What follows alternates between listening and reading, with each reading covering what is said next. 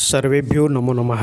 प्रिय छात्रों, आज हम पढ़ने वाले हैं माध्यमिक शिक्षा मंडल द्वारा जारी की गई प्रश्न बैंक कक्षा 9th विषय संस्कृत। इसकी इकाई 12 को आज हम हल करने वाले हैं और ये इकाई परीक्षा में 2 नंबर के लिए पूछी जाती है। तो आइए देखते हैं। वर्ण परिचयाः देयः, यानी कि वर्णों का परिचय दीजिए। इस प्रकार के प्रश्न यहाँ पर पूछे जाएंगे। पहला प्रश्न है माहेश्वर सूत्राः कति सन्ति, यानी कि माहेश्वर सूत्र कितने होते हैं। तो इसका उत्तर हम लिखेंगे यहाँ पर चतुर्दशः, यानी कि 14। माहेश्वर सूत्रों की संख्या 14 होती है। दूसरा प्रश्न है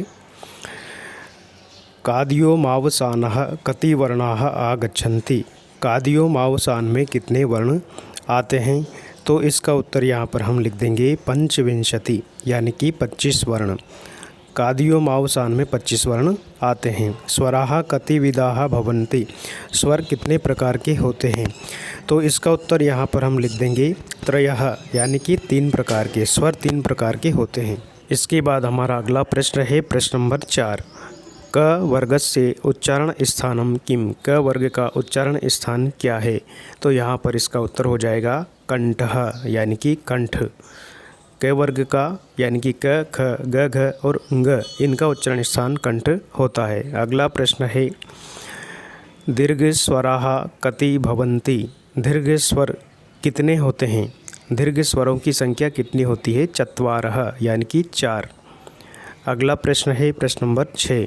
वर्णाः कति विधः भवन्ति, वर्ण कितने प्रकार के होते हैं। तो वर्णों को 2 भागों में बांटा गया है।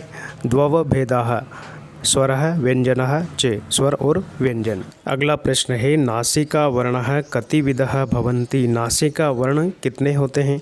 नासिका के द्वारा उच्चारित होने वाले वर्ण, तो उत्तर होगा पंचवर्णाः, यानी कि 5 वर्ण होते हैं जिनका उच्चारण नासिका से होता है। प वर्गस्य उच्चारण स्थानम किम, प वर्णस्य उच्चारण स्थान क्या है। प वर्ण का उच्चारण स्थान क्या है। तो प का उच्चारण स्थान होता है ओष्ठ, यानी कि होंठ। प वर्ग प, फ, ब, भ, म, इन समस्त 5 वर्णों का उच्चारण स्थान ओष्ठ, यानी कि होंठ होता है और प वर्ण का उच्चारण स्थान भी होंठ होता है।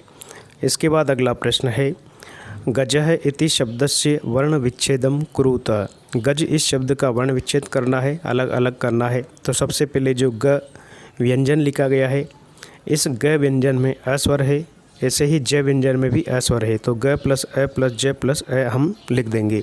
अगला प्रश्न है प्रश्न नंबर 10। श प्लस ओ प्लस भ प्लस अ न प्लस अ प्लस म, इनका वर्ण संयोजन करना है, यानी कि समस्त वर्णों को मिला देंगे। तो यहाँ पर एक पद बन जाएगा शोभनम, यहाँ पर हम लिख देंगे शोभनम। प्रश्न नंबर 11 है श स स ह कीदृशा वर्णाः सन्ति, ये किस प्रकार के वर्ण हैं। तो हमने वर्णमाला में पढ़ा था यह उष्म वर्णाः, यानी कि ये उष्म वर्ण हैं। अगला प्रश्न है क प्लस श संयुक्त व्यंजने किम भवति, क और श को मिलाने पर संयुक्त व्यंजन क्या बनेगा। तो क और श इन दोनों को मिलाने पर बनता है क्ष, तो यहाँ पर हम लिख देंगे क्ष। इसके बाद अगला प्रश्न है प्रश्न नंबर 13। इचु यशाणाम रिक्त स्थान, इचु यशाणाम के बाद रिक्त स्थान में क्या आएगा। इचु यशाणाम पूरा एक सूत्र है। इसके बाद आता है तालु, इचु यशाणाम तालु, तो उत्तर में यहाँ पर हम लिख देंगे तालु। प्रश्न नंबर 14। प वर्गे कति वर्णाः आगच्छन्ति, प वर्ग में कितने वर्ण आते हैं। हमने पढ़ा था प्रत्येक वर्ग में 5-5 वर्ण आते हैं। तो प वर्ग में भी 5 वर्ण हम लिखेंगे पंचवर्णाः। प्रश्न नंबर 15। भाषायाः लघुत्तम इकाई कः अस्ति, भाषा की सबसे छोटी इकाई क्या होती है। तो भाषा की सबसे छोटी इकाई होती है वर्ण, तो हम यहाँ पर लिख देंगे वर्णः। इस प्रकार से हमने इस समस्त इकाई को हल किया। छात्रों, आशा करता हूँ आपको यह वीडियो ज़रूर अच्छा लगा होगा। यदि अच्छा लगे तो आप मेरे इस वीडियो को लाइक, शेयर और चैनल को सब्सक्राइब जरूर कर लें। वीडियो देखने के लिए आप सभी का बहुत बहुत धन्यवाद।